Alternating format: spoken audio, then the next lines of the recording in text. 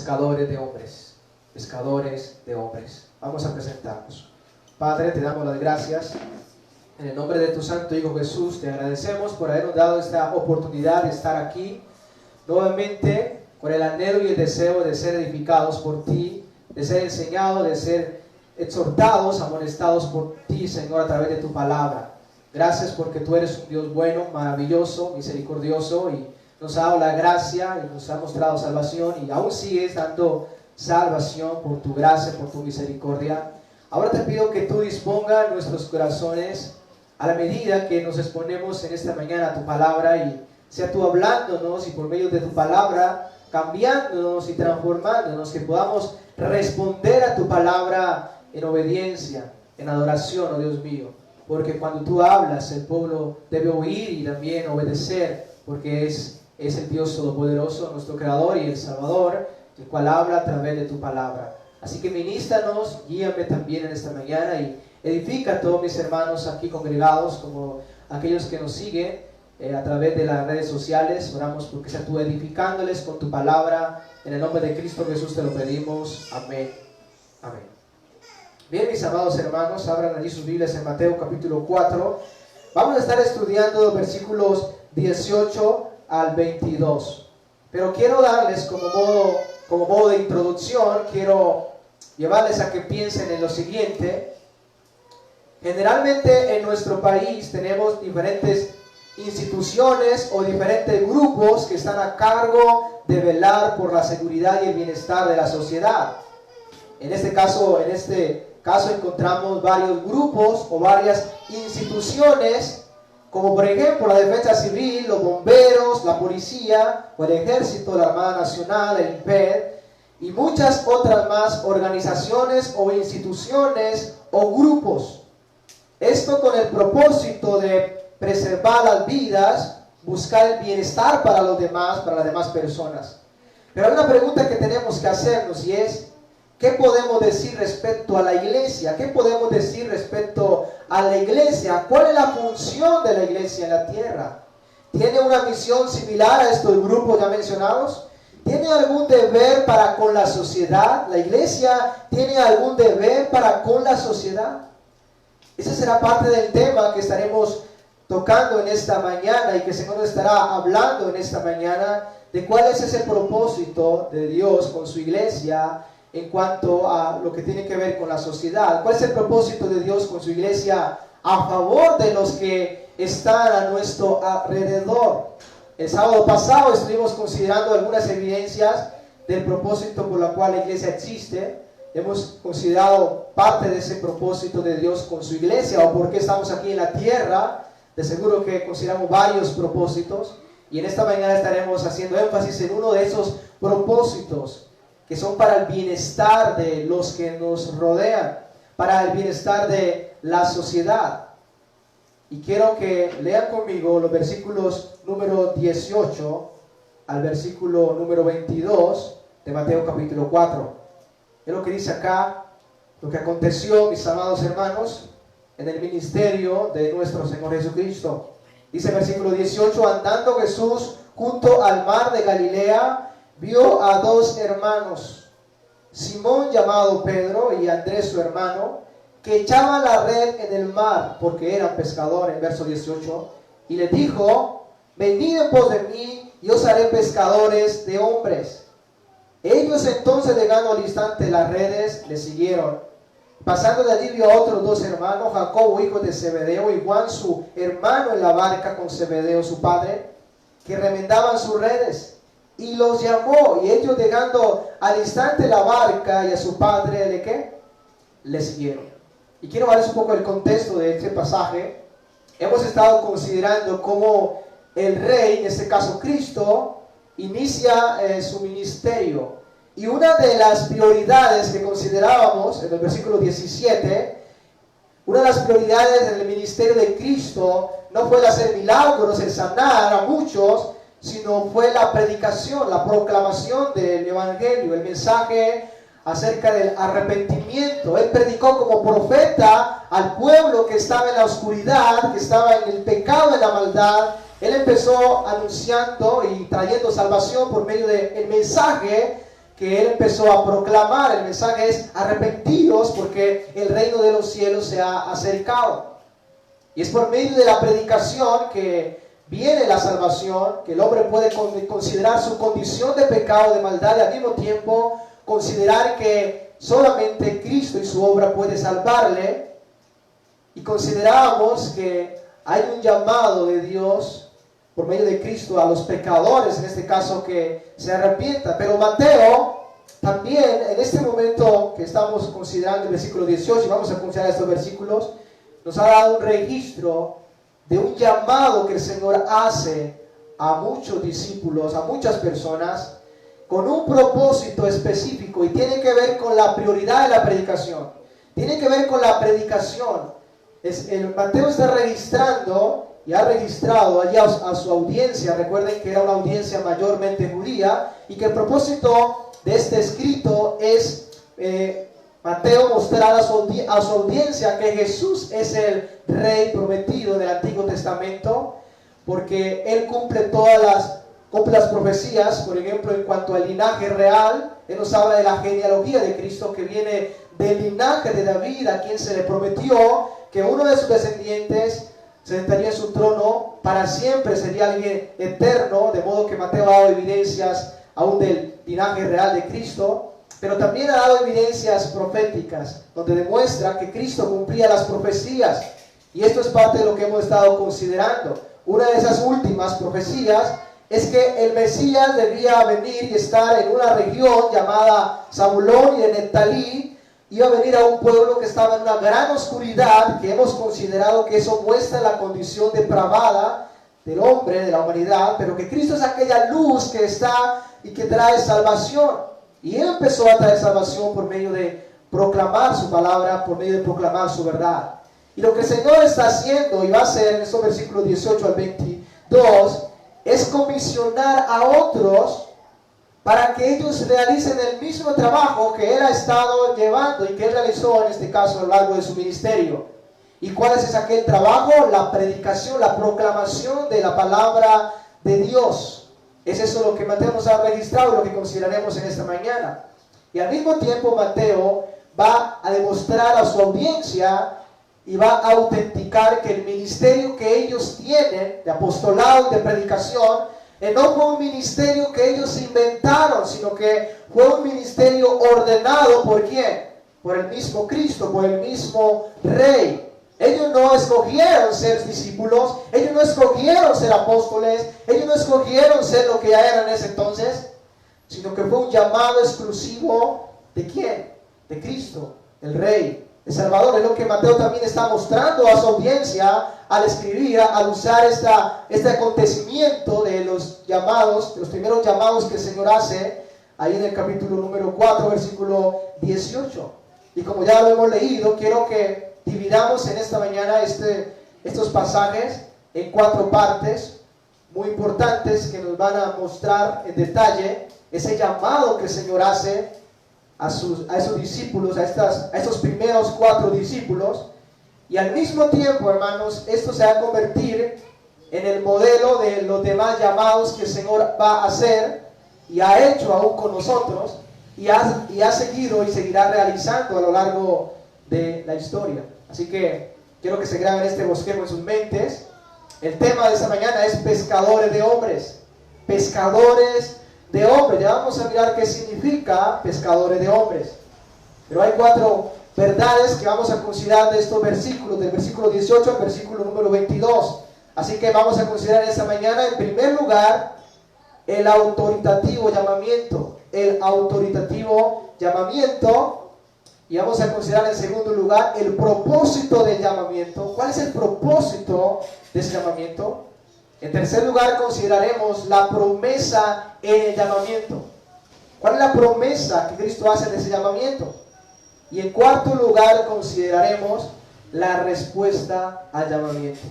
Entonces, un llamado autoritativo, el propósito del llamamiento, la promesa en el llamamiento, y en cuarto lugar la respuesta a ese llamamiento. Y eso es lo que estaremos considerando en esta mañana, de estos versículos. Les doy este bosquejo para que podamos comprender de una manera mejor esas verdades que encontramos aquí en estos versículos. Y vayan conmigo al versículo 18 y veamos en primer lugar el autoritativo llamamiento. Dice el versículo 18: andando Jesús junto al mar de Galilea, vio a dos hermanos, Simón, llamado ¿qué? Pedro, y Andrés, ¿qué? Su hermano. ¿Qué estaban haciendo ellos? Bueno, que echaban la red en el mar. ¿Por qué? ¿Por qué echaban la red en el mar? Porque ellos eran ¿qué? Pescadores. Ese era su oficio, ese era el oficio de ellos. Pescadores eran. Verso 19. Ahí está el llamado autoritativo. Dice, y les dijo: venid. Cristo, aquellos que están allí pescando, les dijo, ¿cómo les dije el Señor? Venid en pos de ¿qué? Venid en pos de mí. Quiero que presten atención a esa palabra allí, venid en pos de mí. Venid en pos de mí es una palabra muy interesante, es un verbo imperativo, plural. ¿Recuerdan qué es imperativo? Recuerden, imperativo es un mandamiento. Él está diciendo venid, pero al mismo tiempo esa palabra es un mandato. Vengan, venid en pos de mí. Y está llamando a varios, a esos dos hermanos allí. Ahora, este verbo es muy importante porque nos permite ver que quien hace ese llamado a venir es alguien que tiene autoridad. De modo que Él está dando una orden, un mandato. Venid, venid, ese es el verbo que Cristo utiliza acá, que demuestra, que denota que Él tiene autoridad y poder y aún la libertad de poder dar órdenes y llamar a los hombres a que vengan a Él y le sigan. Eso es lo que consideramos en esta primera parte de este versículo. Hay un llamado autoritativo de parte de Cristo. Es un llamado que al mismo tiempo tiene un mandato allí, que se espera una respuesta de aquellos a quienes se les está hablando. Y el hecho de que se use un mandato acá, un imperativo, demuestra que quien está hablando es alguien que tiene autoridad. Ya hemos visto el contexto de estos versículos, es que Mateo está hablando que Cristo es ¿quién? El Rey prometido, ¿verdad? ¿Y un rey tiene autoridad? Tiene autoridad. Hemos considerado que Cristo ha predicado como un profeta, debido a que Él es el verdadero profeta, también prometido del Antiguo Testamento. Y un profeta tiene autoridad delegada por Dios, hablando en nombre de Dios. Pero en estos versículos también se nos muestra a Cristo como un maestro, quien está llamando a otros a que le sigan. Y generalmente, esto es algo curioso, porque generalmente los que escogían a los maestros eran los discípulos, eran las personas, los que iban a estudiar, escogían con qué rabí o con qué maestro querían ellos estudiar, aprender, sea la ley, en este caso de Dios. Pero aquí encontramos algo totalmente distinto, y es que Cristo, el maestro también, es el que está llamando, en pocas palabras, Él es el que está escogiendo a sus estudiantes. Él es el que está haciendo el llamado. No es los discípulos, ¿verdad?, escogiendo a qué maestro van a seguir o quién les va a enseñar, sino es el maestro quien está llamándolos. Les escoge, les llama a que les sigan, que se pongan bajo su autoridad, que se sienten y que sean enseñados por Él. Ahora, eso es muy importante considerar, que es Cristo el que llama, que es Cristo el que llama, es Él el que llama, es Él. Y es una verdad que encontramos a lo largo también de las Escrituras. El llamamiento, ustedes pueden considerar a los profetas y todos aquellos que ministraron, generalmente en muchos encontramos que hay un llamado específico. Moisés no escogió ser profeta, proclamar la verdad, Dios lo llamó allí en la zarza, ¿recuerdan? Y así sucesivamente tenemos evidencia del llamado de Dios, tanto para salvación como aún también para el ministerio de la predicación. Y lo que encontramos aquí es un llamado que tiene que ver, no solo para la salvación, sino principalmente tiene que ver para lo que es la proclamación de la verdad de Dios, la predicación.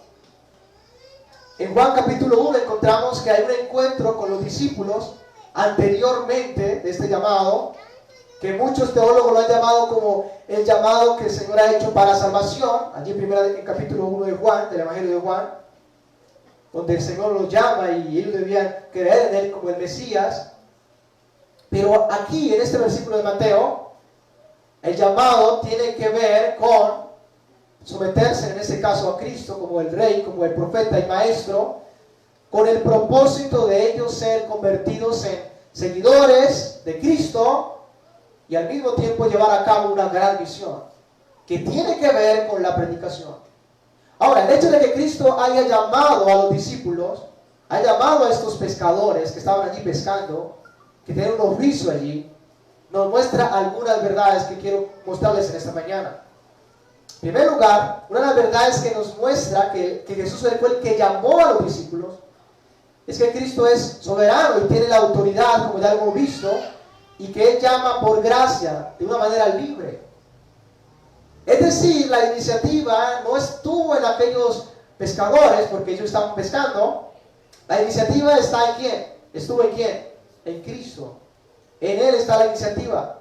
Más adelante, en Juan 15, 16, y quiero leérselos, porque no nos alcanza el tiempo, Jesús les dijo a los discípulos, les dijo de la siguiente manera, les dijo: no me elegisteis vosotros a mí, sino que yo os elegí ¿a quién? El Señor les recuerda más adelante a estos discípulos que Él había llamado, que Él fue el que los había escogido, que no había sido ellos quienes lo habían escogido a Él, sino había sido Él el que los había escogido. Y les dijo: no me elegisteis vosotros, sino que yo os elegí a vosotros, Juan 15, 16, y os he puesto para que vayáis y llevéis fruto. Así que el Señor les recuerda a estos discípulos que Él es el que los llamó, que ellos están allí es porque Él los llamó, no porque ellos decidieron hacerlo. No fue la iniciativa de ellos, sino fue de ¿quién? Del mismo Cristo. Él les recuerda que Él les eligió soberanamente. Él lo quiso hacer. No había nada que le estuviera diciendo tienes que hacerlo. Él lo hizo soberanamente.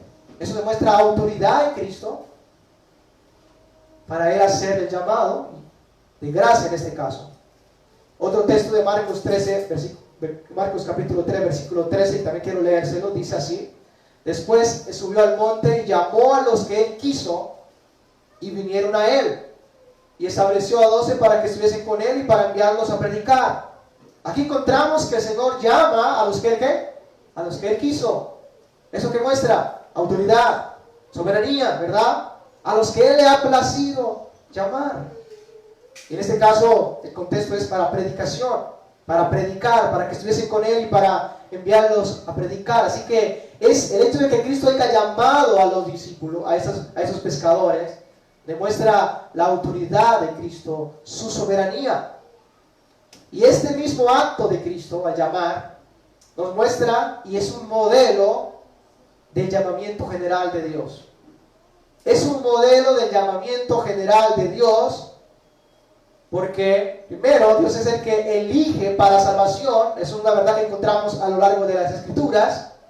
Efesios 1:3 nos habla acerca de la elección de Dios para salvación. Romanos 8:30 nos dice que a los que antes conoció los predestinó, y a los que predestinó a esos también que llamó, y a los que llamó a esos también los justificó por la fe en Cristo, y a los que justificó también los glorificó.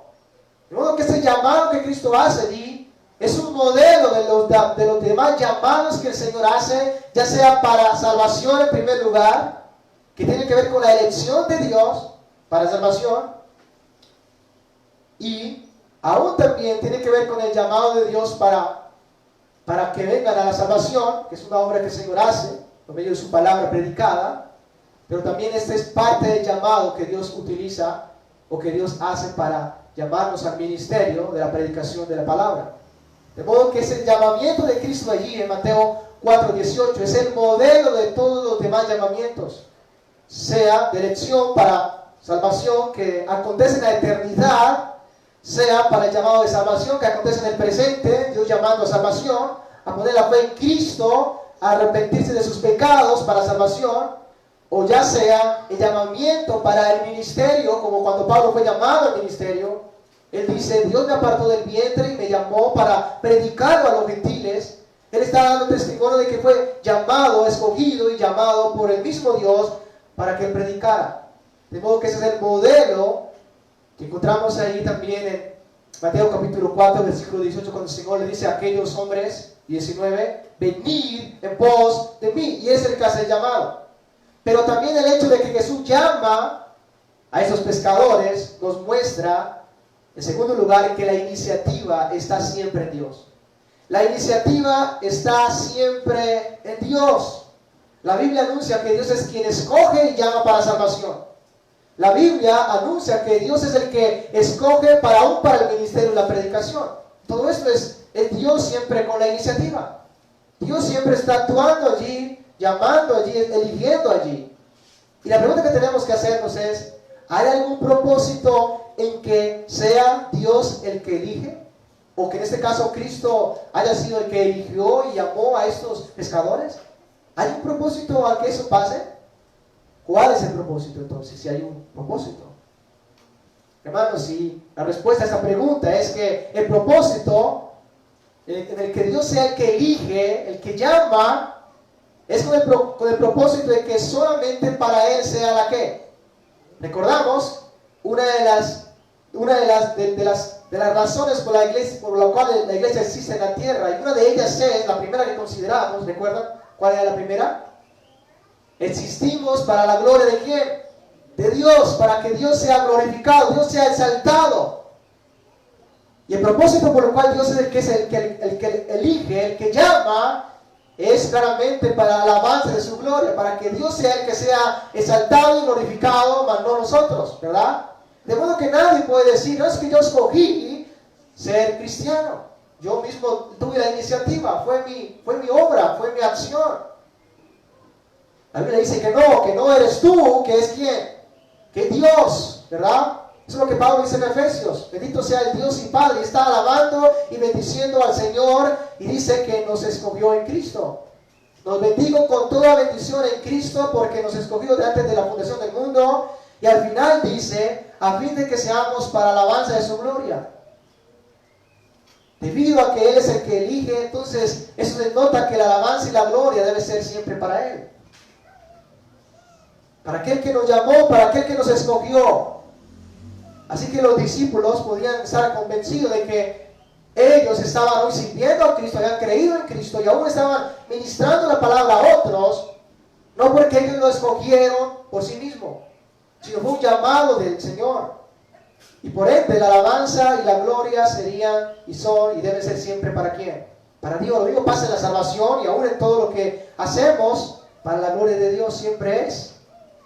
Porque Él, recuerden, Él es el que llama. Él es el que tiene la autoridad. Es un llamamiento autoritativo. ¿Por qué? Porque habla es alguien que tiene autoridad. Es el Hijo de Dios. Es el Dios Todopoderoso. Así que, mis amados hermanos, hemos visto en primer lugar que hay un llamamiento autoritativo de parte de Cristo que demuestra su autoridad y que ese llamamiento se convierte en el modelo de todos los llamamientos. Por gracia, soberanamente de parte de Dios. Pero ahora veamos en segundo lugar el propósito del llamamiento. ¿Cuál es el propósito de ese llamamiento autoritativo y soberano de parte de Cristo, del Rey, del profeta, de este Maestro? ¿Cuál es el propósito? Y leamos nuevamente el versículo 18. Dando Jesús junto al mar de Galilea, vio a dos hermanos, Simón llamado Pedro y Andrés su hermano, que echaban la red en el mar porque eran pescadores. Versículo 19, y le dijo, venid en pos de mí. Llamamiento autoritativo. Y ahora veo que dice a continuación, yo os haré, ¿qué? Pescadores de hombres. Ese es el propósito del llamamiento. El propósito del llamamiento, aquí este llamamiento es pescadores de hombres. Serán hechos pescadores de hombres. Y lo que Cristo les comunica aquí a estos llamados es cuál iba a ser la misión o para qué los estaba llamando. Y aquí es específico, Mateo, es decir que Cristo dijo, los haré pescadores de qué. El propósito es pescadores de hombres. La pregunta que tenemos que hacernos es, ¿qué significa ser pescadores de hombres? Ese es el propósito de este llamamiento autoritativo, que se hace a estos dos y más adelante a otros dos y así sucesivamente ha hecho a lo largo de la historia. ¿Qué significa ser pescadores de hombres? En primer lugar, ser pescador es un oficio. es un trabajo, es una profesión, es un trabajo, es un oficio. Y la misión de ser un pescador es sacar peces de su estado natural, del mar o del lago, del agua, llevarlos en este caso a la muerte, sacarlos del agua y usar en este caso los peces como un beneficio propio y aún para beneficio de otras personas. Esa es la misión de los pescadores, sacar peces de su estado natural, del mar, del agua, llevarlos a la muerte, a sacarlos del agua y usarlos como un beneficio para sí, ¿verdad? O para otros, ¿verdad? También en este caso. Esta era prácticamente una de las actividades comerciales allí en aquella región de Zabulón, de Neftalí, de Cafarnaúm, que estaba muy cerca al mar. Y estos eran pescadores, este era su oficio. Así que esta es la profesión de un pescador. Es una profesión, es un trabajo. Pero seguimos preguntándonos qué significa ser pescadores de hombres. ¿Qué significa ser pescadores de hombres? Y quiero decirles que esta es una metáfora. Es una comparación. Una metáfora es una comparación que Cristo hace, en este caso, de la misión que los discípulos van a realizar, o para lo cual han sido llamados. Primero compara esa misión como ser pescadores, pero no de peces, sino en este caso de hombres. Él compara por medio de este trabajo, de este oficio de pescar peces. Él compara por medio de este oficio la función y el trabajo y la misión que llevarían a cabo sus discípulos. Y quiero mostrarles lo que está en esta metáfora. Primero, Jesús compara a los hombres como peces en el mar. Al usar esa metáfora, es lenguaje figurado, que está representando algo. No es que literalmente ellos iban a coger un anzuelo y a sacar personas que estaban allí en el mar con un anzuelo. No. Es un lenguaje figurado, tiene una representación, un símbolo, y en este caso una comparación que se está haciendo de parte de Cristo. La metáfora es, en este caso, Jesús compara a los hombres con peces en el mar.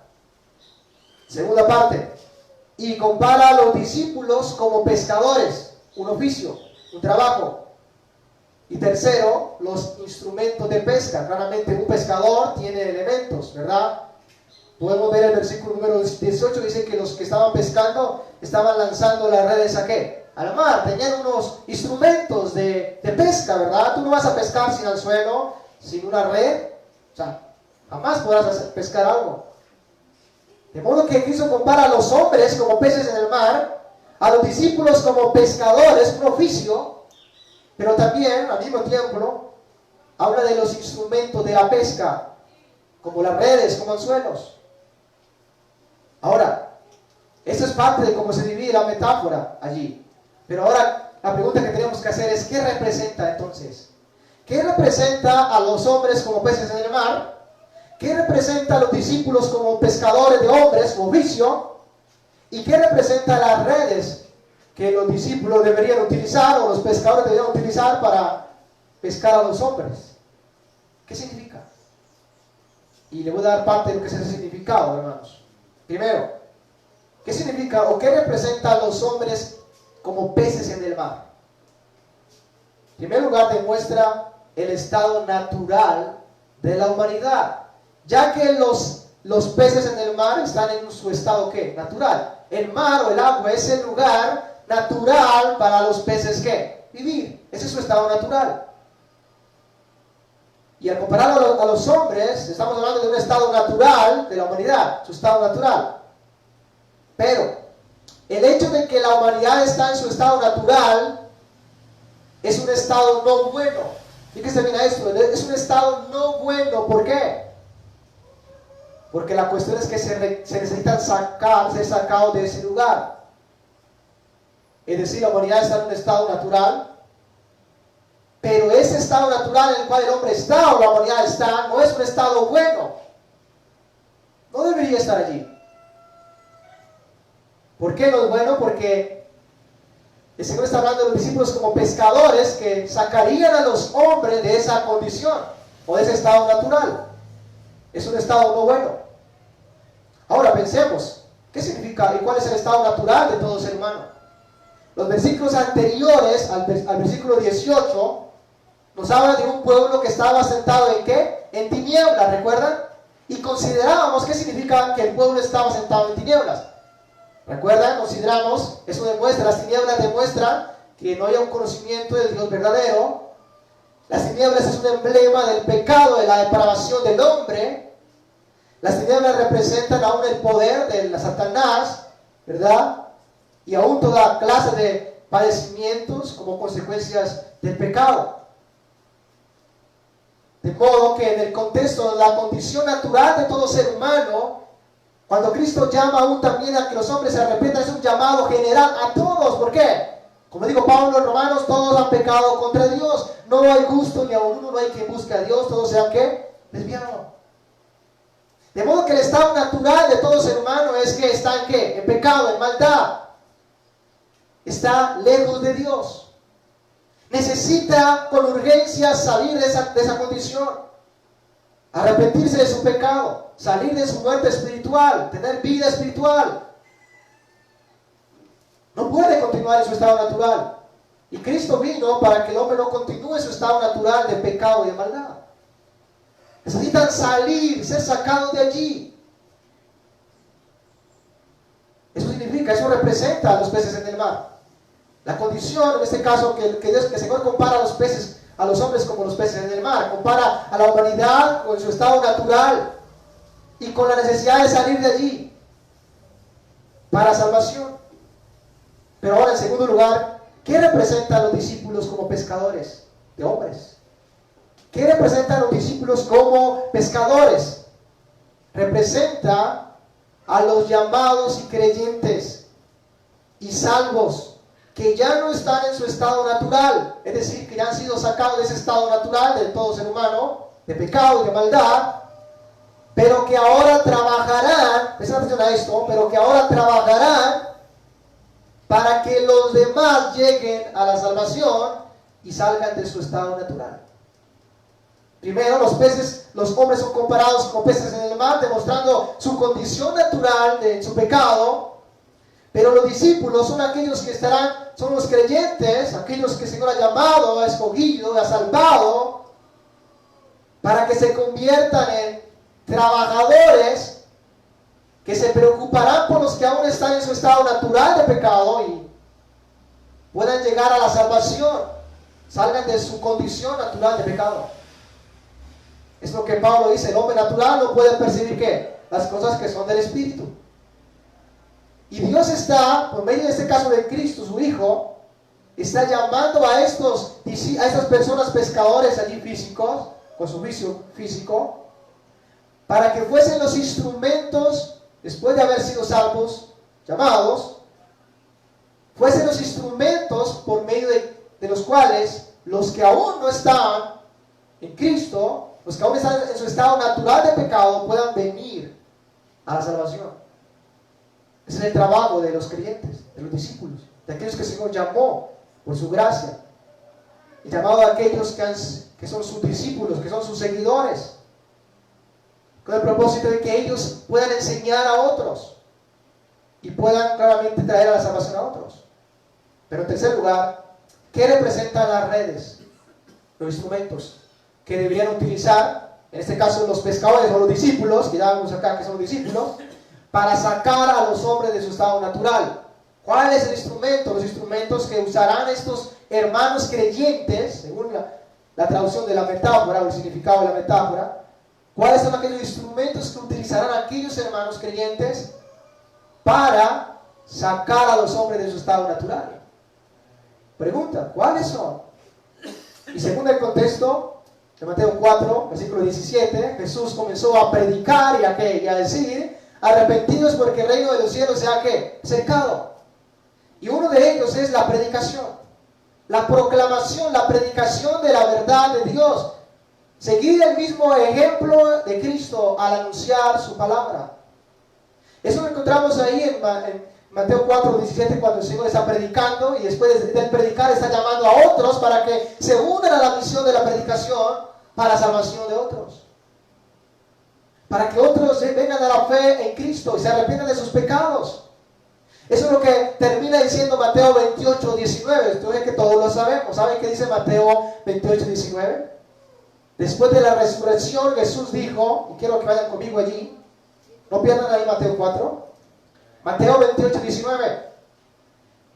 Mateo 28, 18 dice, y Jesús se les acercó y les habló diciendo, toda potestad me da en el cielo y en la tierra, por tanto que, id, hay un mandamiento acá, id y hacer discípulos a todas las naciones, bautizándolos en el nombre del Padre, del Hijo y del Espíritu Santo. Versículo 20, ¿en qué? Enseñándoles que guarden todas las cosas que os he mandado. Acuérdense, el arrepentimiento era un mandamiento. Y aquí yo estoy con vosotros todos los días hasta el fin de ¿qué? ¿Qué debían hacer los discípulos, los llamados? ¿Y qué? Y predicar, anunciar, hacer discípulos, enseñándoles, hablándoles, predicando la verdad que él había anunciado. De modo que es por medio de la proclamación, es el instrumento por el cual ellos iban a llevar a los hombres a su estado de salvación, sacándoles de su estado natural de pecado. Era por medio de ¿qué? Proclamar, predicar, anunciar el Evangelio, compartir las buenas noticias acerca de Cristo, llamarlos y hablar como profetas de parte de Dios, mandando a los hombres, como dijo Pablo en Hechos 17, versículo 30, 31.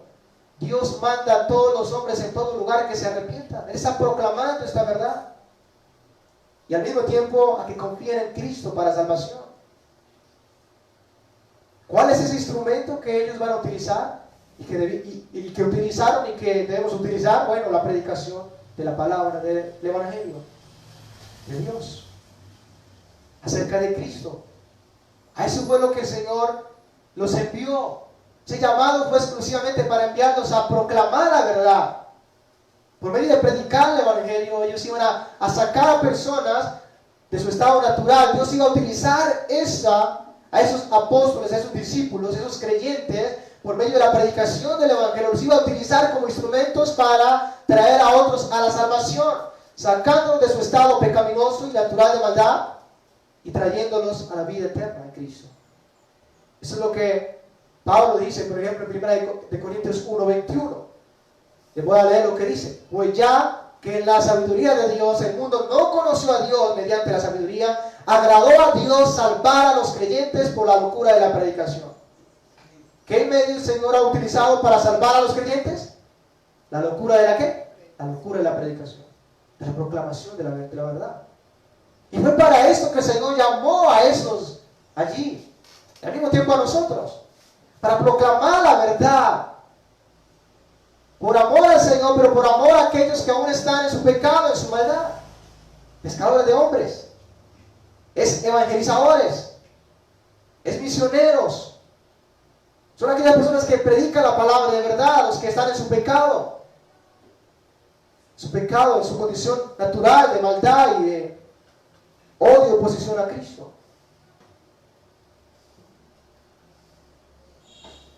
Hay una traducción que traduce el versículo que leíamos al comienzo y dice así: Jesús les dijo, síganme y en lugar de pescar peces les voy a enseñar a ganar seguidores para mí. En lugar de pescar peces les voy a enseñar a ganar seguidores para mí. En pocas palabras, estos fueron llamados, y por ende nosotros, para ser salvavidas, para ser como aquellos que están allí buscando personas que están en el mar, naufragando, muriendo y sacándoles de allí. Así somos nosotros en la tierra. Esa es la misión de la iglesia, como compartíamos hace poco. Ser la luz de ¿qué? Del mundo. Está para edificación de otros, de los que aún no conocen, no han sido salvos. Debemos ser como aquellos que están, como los bomberos, pendientes al incendio con el propósito de ir a apagar las llamas y sacar a los que están allí cerca de morir y quemarse. Esa es la misión que tenemos en la tierra, llamados a pescar hombres. Y quiero darles algunas características de un pescador físico, que las podemos aplicar también a nuestra vida espiritual, a nuestro servicio por las almas. Un pescador debe ser una persona muy paciente, paciencia, debe tener mucho esfuerzo, debe ser esforzado para ir día tras día a la pesca, al mar, al río. Debe ser una persona con mucha perseverancia, no puede ir un minuto y decir, no saqué nada y bueno, me voy para mi casa. Tiene que tener valor para enfrentar las corrientes, en este caso del mar, una pequeña barca en un mar inmenso, necesitan valor para hacer tal cosa. Debían también entender el proceso para atrapar los peces, debían buscar las mejores áreas, el mejor lugar para poder pescar. Un pescador verdadero conocía la hora exacta en que debiera pescar, el tiempo favorable para la pesca, cómo debía colocar las redes, cómo debía después clasificar los peces que servían para vender y los que no, y cómo debía almacenar los peces para que no fuesen a dañarse, para poderlos comercializar. Todas estas características de un pescador, debido a que Cristo usa la metáfora de la pesca o del oficio de la pesca para hablar acerca del ministerio de la predicación, de la evangelización, podemos también aplicarlas a una persona que es un misionero, a un creyente que predica el evangelio. Debemos ser pacientes, esforzarnos para hacerlo, perseverar en la predicación, en la evangelización, tener valor aún ante la oposición y ante el peligro. Recuerden que los apóstoles predicaron bajo persecución. No prediquen más en nombre de Cristo, no pueden predicarlo, pero ellos, sin embargo, dijeron, es necesario que obedecer a Dios antes que a los hombres. ¿Y qué le piden al Señor? Le piden ¿qué? Confianza y ¿qué? Y valor.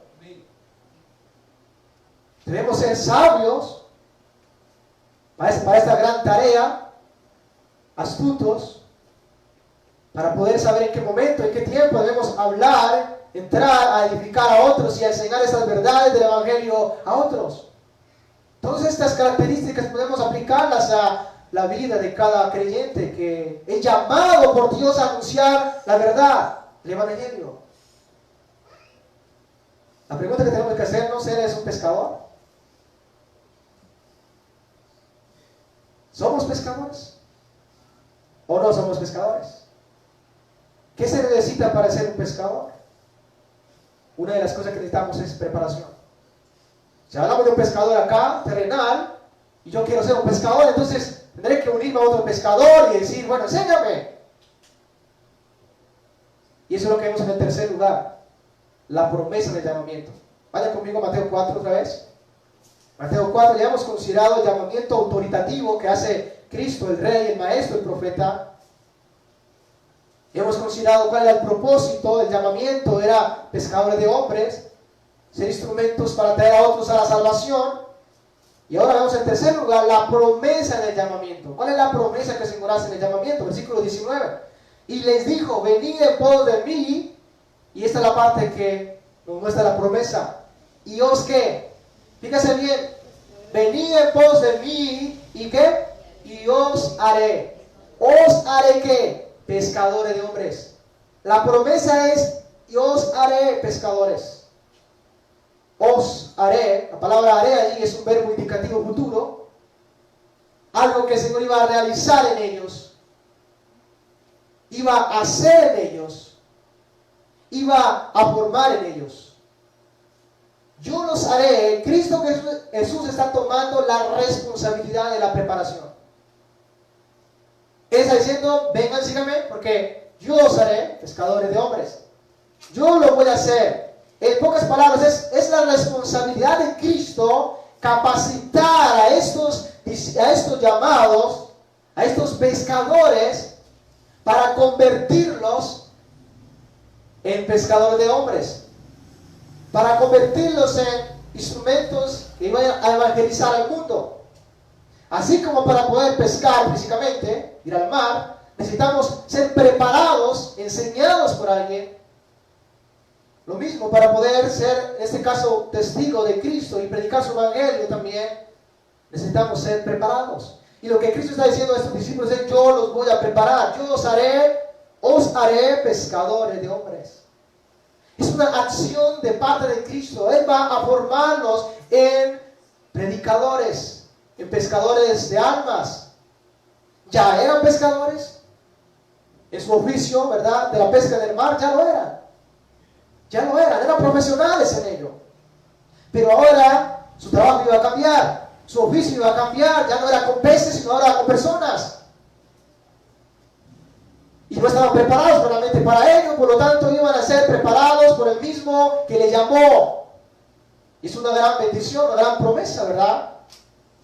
¿Sabe que aquel que nos llamó, nos escogió, nos llamó, es el que nos va a preparar aún también y nos va a capacitar aún también para ser proclamadores de su verdad? Puedes que en este momento consideres que no eres un pescador, no, es decir, no has proclamado la palabra de Dios. Quizás no sabes cómo hacerlo, pero esta promesa nos ayudará a saber que el Señor nos va a capacitar para hacerlo. Nos va a preparar para poder llegar a ser proclamadores de su palabra, para salvación de otros.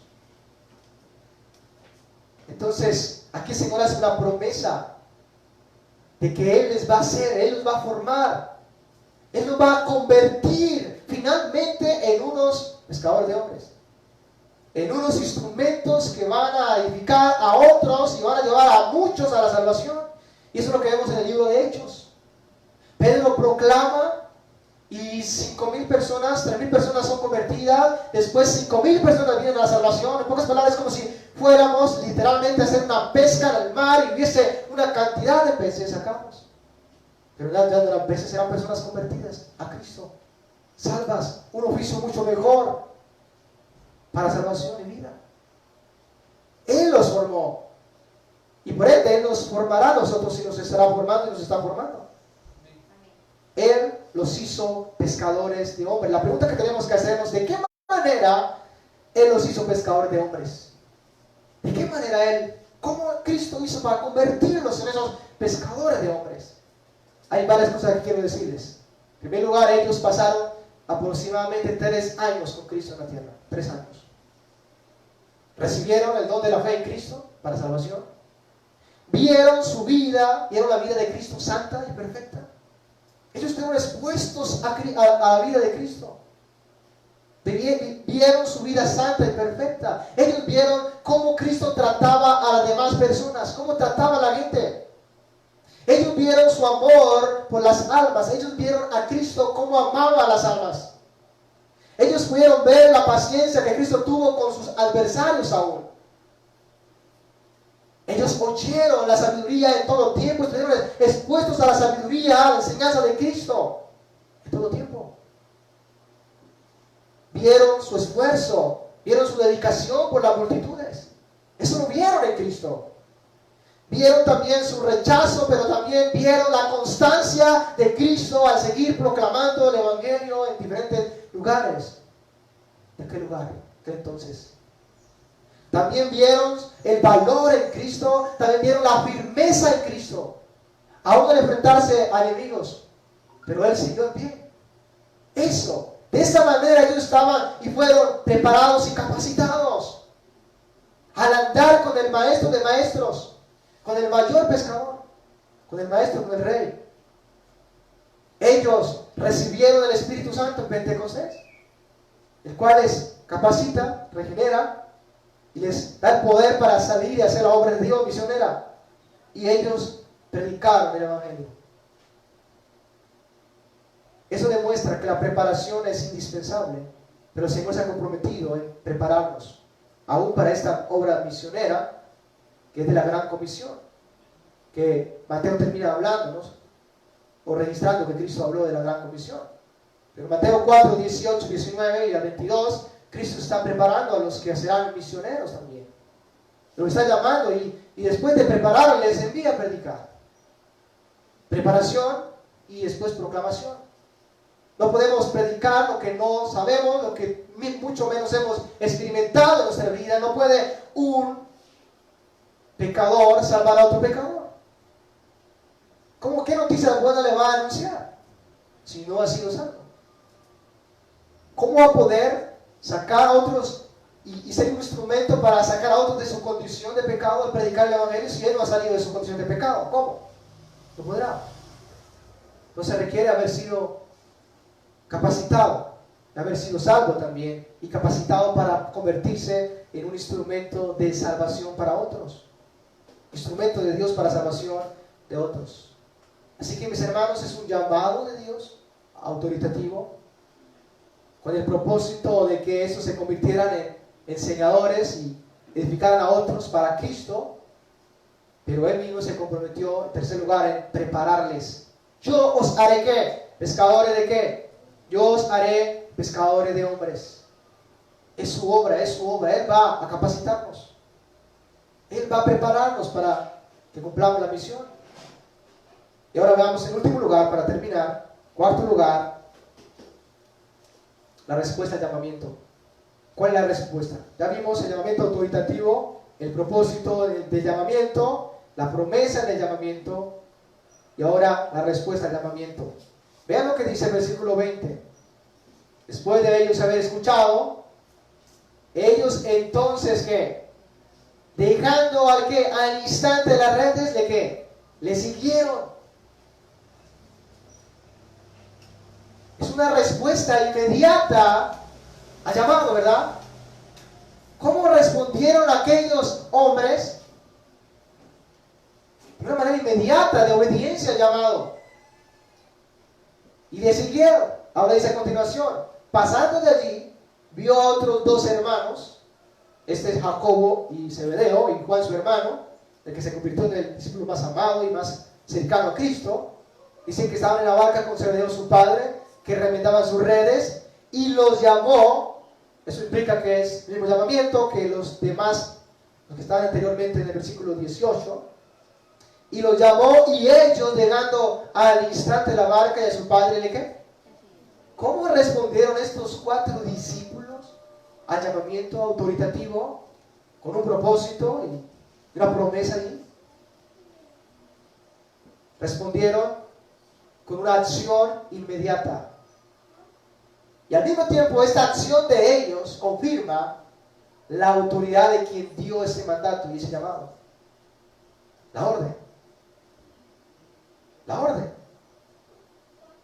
Confirma la autoridad de quien está llamando, de modo que los que han escuchado ese llamado responden inmediatamente en obediencia. En obediencia. Reconocen la autoridad de quien le está llamando y pueden responder ante su llamado, su mandato. Obedecen al mandato. Han escuchado que serán convertidos en instrumentos para la edificación de otros. ¿Cómo han respondido ante tal misión?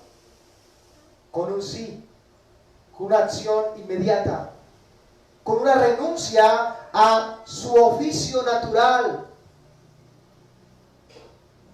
Ellos estuvieron dispuestos a dejar su oficio para emprender el mejor oficio de todos. Ellos estuvieron dispuestos a dejar aún sus padres para estar con los perdidos, porque es eso lo que Cristo le está anunciando que ellos van a hacer. Van a estar involucrados ahora no con peces físicos, con humanos. Y ellos estuvieron dispuestos a hacerlo, dispuestos a despojarse de sus trabajos aún materiales, por medio de quienes se sostenían ellos y sus familias, por emprender este mejor oficio. Pero ellos también estuvieron dispuestos aún a dejar su familia. Dice el versículo 20. Ellos dejando al instante las redes le siguieron, el oficio de ellos. Versículo 21. Y pasando de allí vio a otros 2 hermanos, Jacobo hijo de Zebedeo y Juan su hermano, y en la barca con Zebedeo su padre, que remendaban sus redes, estaban con su padre Zebedeo allí. Y él los llamó, versículo 20, y ellos llegando al instante la barca, ¿verdad? El oficio, trabajo, ¿y a quién más? A su padre. ¿Qué pasó? Le siguieron. Entrega total, obediencia total, renuncia total al llamado del Rey, del Cristo, del Maestro. ¿Eso nos enseña algo? Esto es una amonestación fuerte para todos nosotros también. Estos hombres se convierten en un modelo, en un ejemplo, un testimonio, que nos debe llevar a tomar las mismas actitudes de entrega al Señor, a su servicio, y de entrega por otros, por convertirnos, por la obra de Dios en nosotros, en pescadores de hombres, en anunciadores de su verdad, para edificación de otros. Ellos dejaron de pensar en sí mismos y están pensando en otros ahora. Eso es lo que vemos en ellos, la respuesta inmediata de estos hombres que el Señor llamó. Así debemos responder. Y quiero terminar con esas aplicaciones de estos versículos que hemos visto. Aplicaciones es aquello que tenemos que sustraer de allí, de esa enseñanza, para aplicar a nuestras vidas, para ponerlas en práctica, para nosotros llevarlas a cabo aquí, en el hoy. En primer lugar, la primera aplicación es que así como Cristo escogió y llamó a estos, también escogió y nos llama a nosotros soberanamente para salvación, pero también para que anunciemos su nombre. Nos llama soberanamente para salvación, pero también nos llama para que anunciemos su nombre al mundo perdido. Es lo que dice Pedro, 1 de Pedro 2:9. Lo cantábamos hoy. 1 de Pedro 2:9 dice: mas vosotros sois linaje escogido, real sacerdocio, nación santa y pueblo que adquirido por ¿quién? Dios fue el que lo adquirió, por Dios. ¿Para qué? Para que anunciéis ¿las qué? Las virtudes de aquel que os llamó de las tinieblas a su luz admirable. Para que anuncien las virtudes de aquel que los llamó de las tinieblas, de la muerte, del pecado, de la maldad, a la vida, a la salvación, a la vida eterna, a la vida nueva. De modo que así como ellos fueron escogidos y fueron llamados aún para salvación y aún para anunciar la verdad a otros, estamos en las mismas también nosotros. Somos llamados por Dios también para salvación, por medio de la predicación del Evangelio. Nos llama el Señor que nos arrepintamos de nuestros pecados y confiemos únicamente en la persona de Cristo y su obra para salvación. Pero también nos llama para que anunciemos su palabra a todos los que Él ha salvado. Y llama para salvación. Su propósito es, al final, que anunciemos las virtudes del Señor, porque es de esa manera que Dios será glorificado y otros también serán edificados y salvos.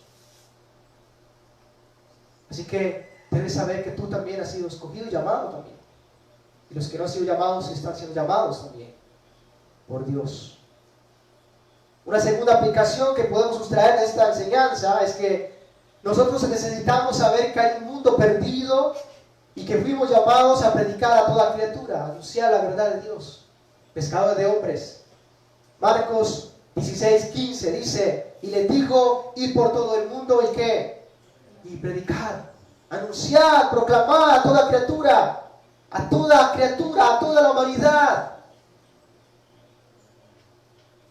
Necesitan ir a pescar, a sacar a todos los peces, todos, a toda criatura. El que creyere y fuere bautizado será salvo, mas el que no creyere será condenado.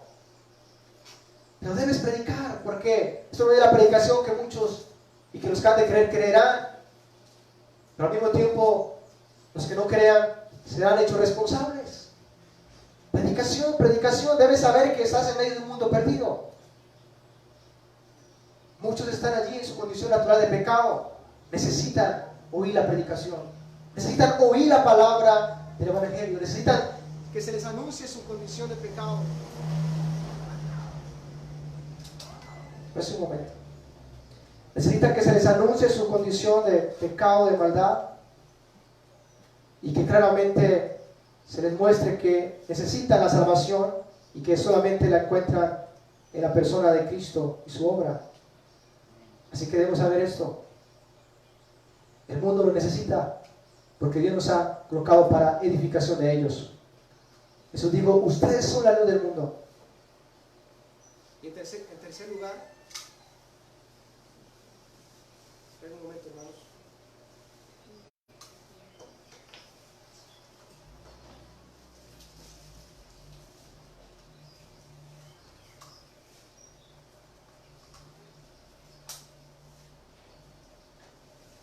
En tercer lugar, así como Cristo prometió a sus primeros discípulos prepararles para la misión, también lo hace y lo hará con nosotros.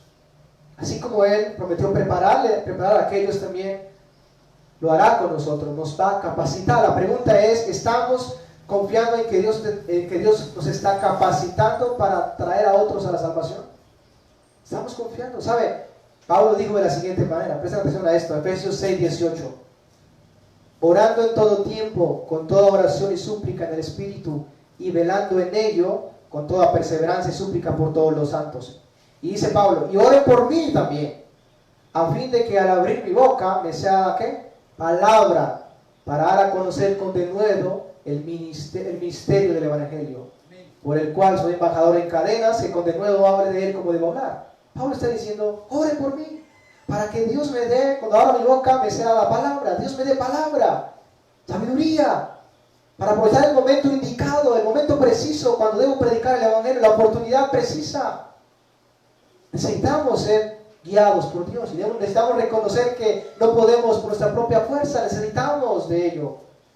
Después Pablo le dice a los hermanos que oraran para que el Señor abriera, ¿qué? Puertas para que pudieran predicar el Evangelio y que la palabra de Dios corriera y fuera glorificada, así como lo había sido entre ellos.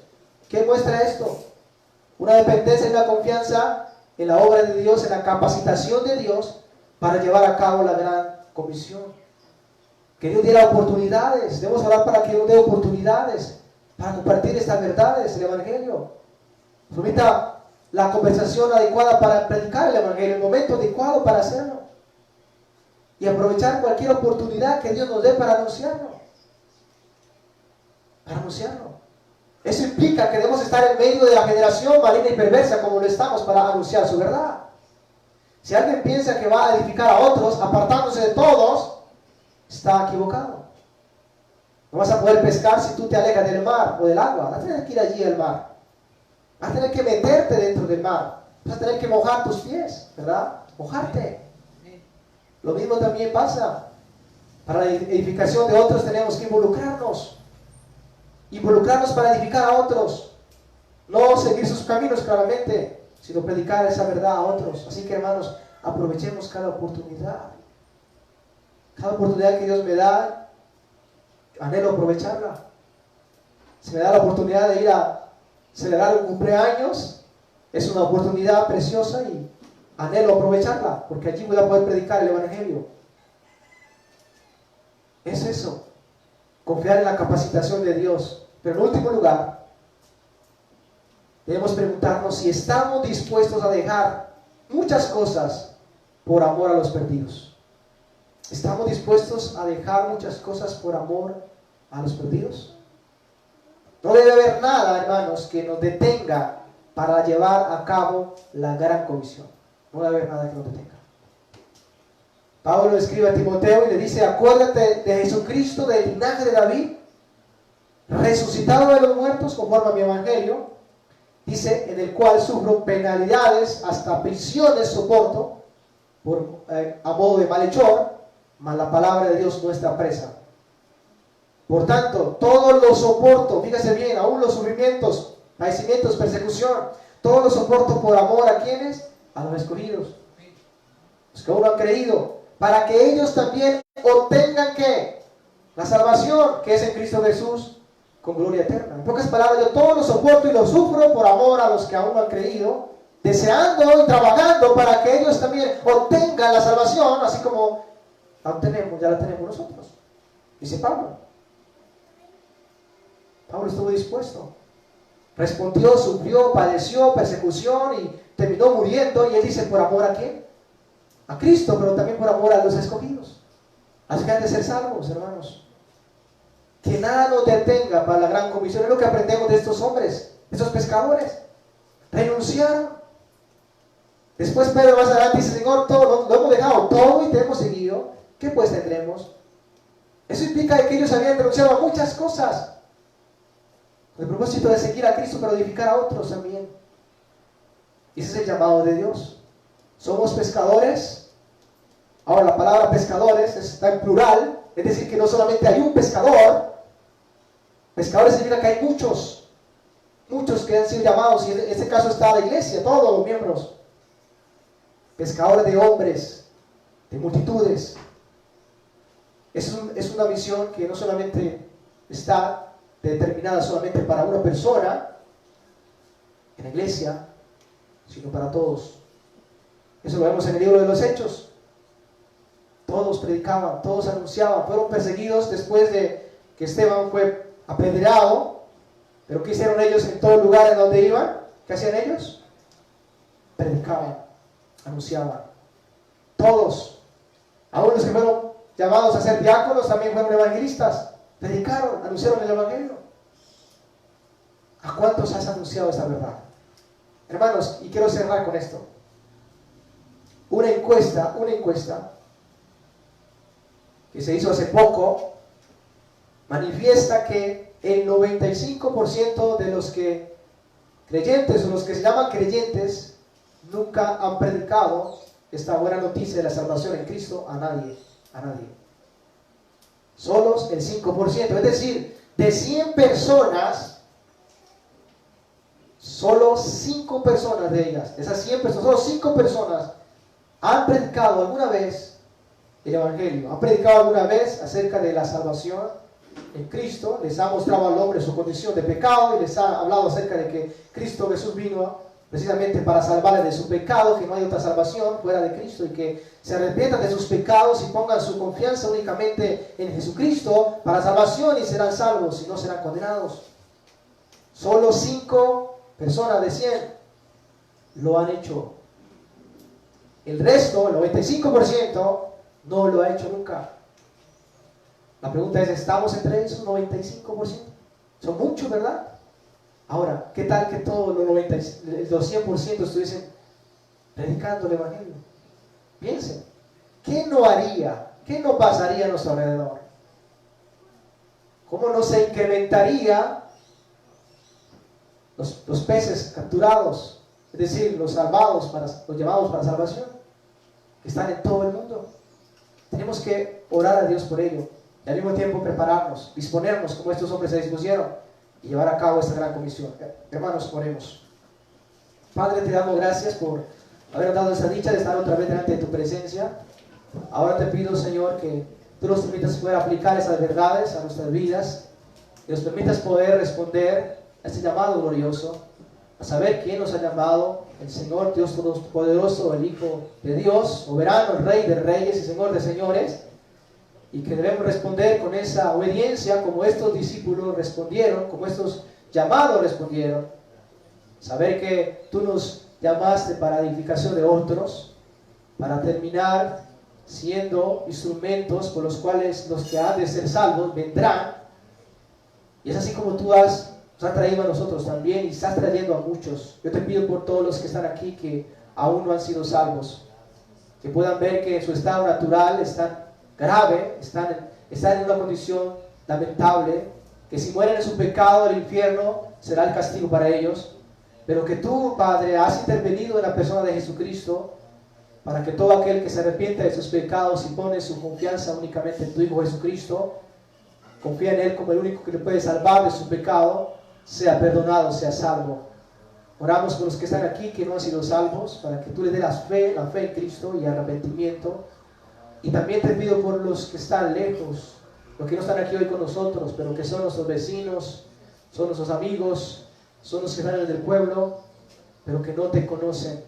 Oramos para que tú nos utilices para ser aquellos instrumentos por medio de los cuales tu palabra será proclamada. Seamos aquellos mensajeros, heraldos, que anunciamos las buenas nuevas de salvación. No estamos anunciando unas noticias que no sean buenas, sino que son buenas nuevas de salvación.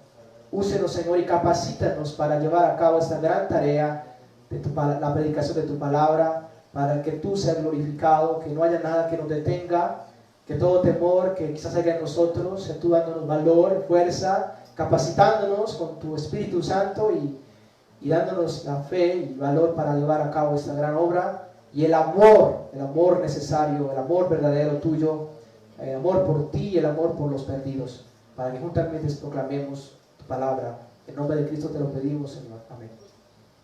Hermanos, que Dios les bendiga y que Dios